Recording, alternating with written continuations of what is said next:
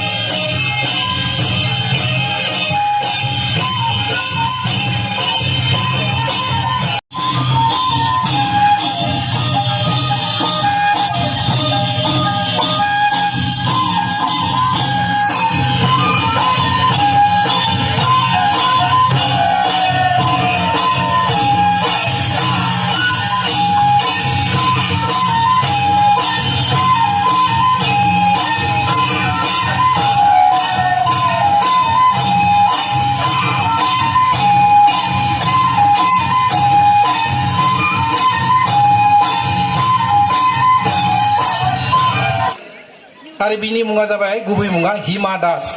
नगावनि धिं बे धिंनिफ्राय बिथाङा माने मा जानो हादों दुलाराय मुलुगखौनो गावनि माने मा होनदों सुनाय लानानै जायखि जाया मावनाय खामानियानो जाफुंसारैनि जेबो खोथा गैया रायजोफोर. दा ओंखायनो आं जोंनि बे ओनसोलनि रायजो राजा बिथांमोनखौ खावलायनो नागिरदों जोंनियाव मोनसे फोथायलायनाय जोंनियाव मोनसे आन्डारस्टेन्डिं होननानै जायखौ बुङो बुजि मोनलायलायनाय थानांगोन जे जों मा खालामनांगोन बयखौबो गावनि गथ' बादि साननांगोन. सोरबा सासे गथ'आ लामायाव दुस्थु खालामबाय थादोंब्ला बै गथ'आ आमोखानिसो आंनि नङाहाय जि जायो जाथों जि मावो मावथों जेराव थैयो थैथों बेबायदि जोंनियाव जि थौले साननाय बे साननायफोरखौ जों गारनांगोन रायजोफोर. बै गथ'खौबो जोङो लामा दिन्थिनानै होनांगोन. बै गथ' गाज्रि मावनायखौ जोङो आसि दिन्थिनानै होनांगोन. बेखौ जों फोसाबनानै गावनिनो असे फिसा बायदि साननानै बेखौबो जोङो मा खालामनांगोन लामा दिन्थिना होनांगोन. बाबु एबा फंबाय नोंनि बे मावनाय हाबाया गोरोन्थि जादों नोंनि समावनो जोङो लानांगोन. मानो बेबायदि बुंदों जे सम थानायावनो बुंदों जे साना जौबोला सान्दुं राबोला सोनाबनि गोब्राब बारा बारबोला बिबारा रय रय सिरिलांगोन. जेथिया साना जौगागोन सान जौगाबा बिबारफोरा लरहायलाङो नंगौना नङा? फुं समाव बिबारफोरा ताजा थायो. फुं समाव निहिर नांनायजों माजों ताजा जानानै थायो बिबारफोरा. बै समावनो जों खानांगौ. जेथिया साना जौगागोन साननि पहरा बारा जागोन बिबारा माने लरहायलांगोन आरो बेखौ खाब्लाबो जों खामानि जानाय नङा. आं दहायनो बुंखाबाय जे सम थानायावनो लानांगौ गियानखौ जों जुदि लानो रोङाब्ला समा बारग'लाङोब्ला जोङो मा होनना बुंनाय जादों उनदाहा खालामब्लाबो जोङो आगोर मोननाय नङा. दा ओंखायनो सम थानायावनो जोङो गियानफोरखौ जों सोलोंना लानांगोन. साना गोब्राब बार बारबोला बिबारा रय रय सिरिलांगोन जोंलाय ओरैनो थांफिननांगोन. जिउआव फैमाल जानानै जोङो थैनानै थांनो गोनां जागोन. बेखौ उनदाहा खालामनायनि बादै लाथिख' बिदै गला जानायनि बादै जों जेबो जानाय नङा. दा ओंखायनो आं खावलायदों जोंलाय ओरैनो थांबाय हनै गयाति निमाति गयति सिख्लाफोरा मोखां सोमहाब खादों जानजिखाफ्रा. बे गयाति निमाति होननायफोरा बेफोर जोंनि बर' मानसिनि नाम नङा गुबुन हारिनि. दा ओंखायनो मोनसे रेफारेन्स होदों खन्थाइगिरि बिथाङा जे आमखा माने गुबुन हारिनि मानसिफोरा गोरों मानसिफोरा लेखा गोरोंफोरा माला गावनो नांगौ बायदि सोलोंथाइखौ लादों गावनो नांगौ बायदि गियान बुद्धिखौ सोलोंना लादों दा जोंबो बिसोरबायदिनो मा खालामनांगोन जे जिउआव थांनानै थानांगौबा जों गियानखौ सोलोंनानै लानांगोन होनना बुंनाय जादों मोखां सोमा खादों जानजिखा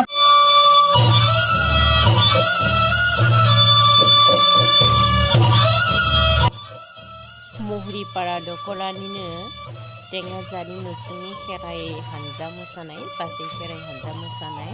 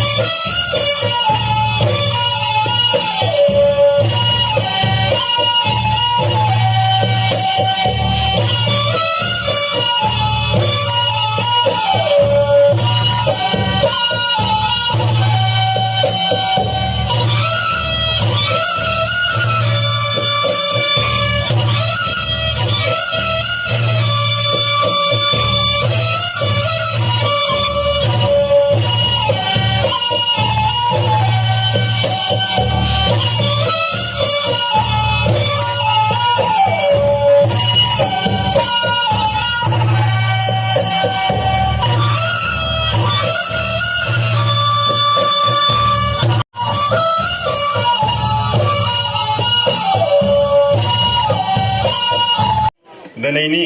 खुगा लाइसिखौ बेखेवनो थाखाय आलासि महरै लिंनानै लाबोजानाय गरेस्वर कलेजनि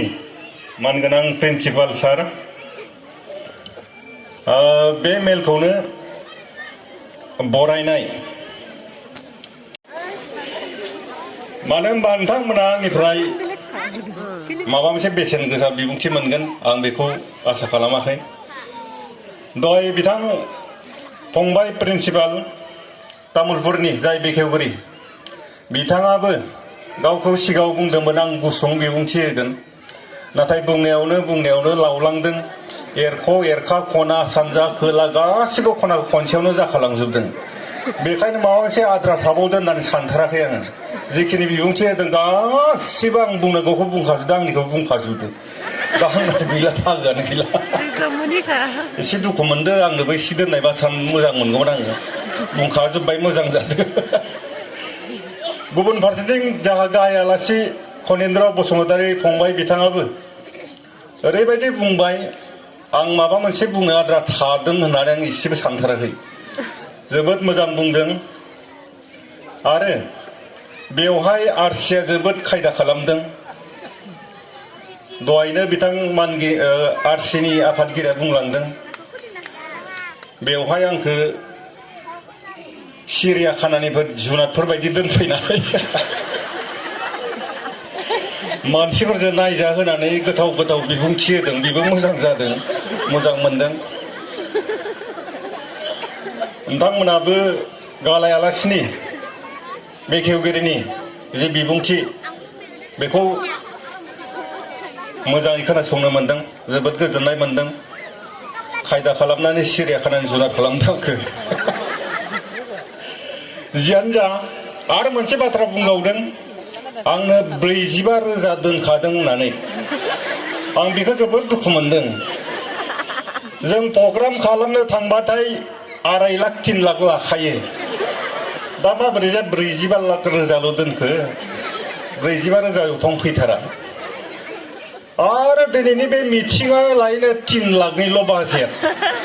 होमबाथ' आंनो माखौ हरगोन जि दुखु नांखोमा मिथिङानो 3 लाखनिल'बालाय आंनो माखौ हरगोनलै ना दुखु नाङो स्टेज फानजोबनानैबाबो आंनो हरनांगोन दिनै आंबो गारनायाव गैया लांथारगोन 1.5 लाख गैथाराबो 1.5 लाखसिनिखौ लांनांगोन आंबो एसे खमाव फैग्रा मानसि नङाना आंथ' 45 रोजाखौ लांनो हाथारनाय नङा 1.5 लाखसो दोनखा माबा मोनसे खालामनानै धोनिफोर दंबा एसे खबर हर हेल' हुला होननानै नांदेरगोन नोलै मेन्देलानो 1.5 लाखसो होनना बुंहरखाबानो जाबाय जियानो जा मोनाबायबो रायजो नोंथांमोन दासो नोंथांमोना एसे खुसि मिनिदों दा न' मोनहैबानो सोरबा हौवाफोरजों दोला जानो हागौ सालि एसेबां गोबाव थादों नों मिथिङाव ओंखाम संनांगौ मोसौ लायनांगौ होननानै दोलानांगौ साबैसेनि आदा मोना आयं मोना साबैसेना राग खरा एसे रेडियैनो थांखा जियानो जा रायजो नोंथांमोनजों लोगो मोनलायना जोबोद मोजां मोनदों आरो मोजां बिबुंथि होदों जाय बिथांमोना बिबुंथि होलांबाय जोबोद मोजां गोसोआव नांथाव खामानियाव बाहायथाव जोंनो बेफोरबायदि मेलखौ नांगौ आरो आं एबसुखौ थारैनो बाख्नायो बिथांमोननि मोनसे खामानिखौ बाख्नायो गुन गोनां सोलोंथाइ होनो नाजानाय बे गुन गोनां सोलोंथाइ होनो नाजानाया थारैनो जोंनि बर' समाजाव जोबोद मदद होदों नाथाय बे गुन गोनां सोलोंथाइ होनायनि सिगां जेसेबां नाजायाथों मानो सरकारनि मोननैसो गोरोन्थिखौ जुदि आसि थुनानै होनो हायाब्ला जेसेबां नाजाब्लाबो जों गुन गोनां सोलोंथाइ होनो हानाय नङा बेखौ जुदि नाजानांगौब्ला फरायसालिनि जेंना सोलोंथाइनि जेंना जों बेखौ बुजिग्रोनांगोन जेरै हमनानै ला सोलोंथाइनि आं मोननैसो बाथ्राखौ बुंनो नागिरदों जोंनि सरकारि फरायसालिनि मास्टारनि रुजु जखाया जाहैबाय 30:1 जानोबो नोंथांमोनहा बुजियाखै 30:1 माने मा 30 फरायसा थाब्लासो सासे फोरोंगिरि मोनो दाना होमबा जोंनि फरायसालिया ओरैबायदि प्राइमारियाव फरायसाफोरा खम जालांबाय गंबैसे फरायसालिया 30 जन फरायसा फरायसुलि दङ 30 फरायसा थाब्लासो सासे फोरोंगिरि मोनो दाना होमबा जोंनि गुदि फरायसालियाव 30 जन फरायसा थानाय जेसेबां फरायसालि दङ बेखायनो जों मा खालामनो हांगोन 30:1 खौ बेखौ जों सोलायनो हानांगोन बेखौ एबसुआ नाजानांगोन जोंनि समाजा नाजानांगोन जोंनि हारिनि मानसिफोरा नाजानांगन सांग्रांफोरा नाजानांगोन बेखौ जुदि नाजायाब्ला साफ्रोमबो प्राइभेट स्कुलावनो हगार हरगोन फरायसुलिखौ दिनै फरायसालियाव गभर्नमेन्ट फरायसालियाव मा होयो जानाय होयो इउनिफर्म होयो जन्ता होयो अब्लाबो मानो लाङा बेनि लाङैनि गुबै जाहोनानो जाहैबाय गुदि फरायसालियाव सासे नङाबा सानैल' गाहाय फोरोंगिरि थायो दा सासे जुदि सानै फोरोंगिरि थायोब्ला गंसे फरायसालियाव मोनबैसे क्लास थायो गुदि फरायसालियाव मोनबा क्लास मोनसे क्लासाव बेसेबां साबजेक्ट थायो जुदि सावगारिखौ लायोबा मोनस्नि साबजेक्ट जायो मोनस्नि साबजेक्ट जुदि जायोब्ला मोनबाजों सानजाबबा बेसेबां जायो 35 दा 35 था साबजेक्टखौ सानै फोरोंगिरि रानबा सानसेयाव बेसेबां गोलैयो दाना जों सोर फोरोंगोन 35खौ जुदि सानै फोरोंगिरि रानोबा बेसेबां साबजेक्ट गोलैयो 16 दाना 16 था नों फोरोंनो हागोन नामा सासे फोरोंगिरिया बेबो गाहाय फोरोंगिरिया मा खालामनांगोन गोराखा आरो गोरा जाफैबावबाय आरो साइन्स फैबाय मेथ्स फैबाय दाना थाखानाय फोरोंगिरिया जोंनि गुदि फरायसालियाव बेसेबां एक्सपार्ट सासेबो एक्सपार्ट फोरोंगिरि गैया बिसोरो बे क्लास 5 नि साइन्स मेथ्स इंलिसखौ बोरै सोलोंनो दा बिनि थाखायनो गुदि फरायसालिनि फोरोंगिरिफ्रा जंगाल एरायबाय थायो गुदि फरायसालियाव फरायसा साब्रैयानो जा जोंनो 7 फोरोंगिरि नांगोनानो बेखौ जों डिमान्ड खालामनो हानांगोन अब्लासो गुदि फरायसालिया थांनानै थागोन सासे बिमा बिफाया ओइ फट' खेबनो नोंनि ड्रेसनि लब जानानै नोंनि ओंखाम बोथिसे लब जानानै आंखौ माबा माबिसो रायखायगोन मेन्डेला हाबा जाबाय रावबो गोसोनाङा आरो सुबुंफोरा आं हाबा जायाखै आं आसोल गथाय बाहाय ना सिनाय मोना दा नोंथांमोनहा हाबा जादों होननानै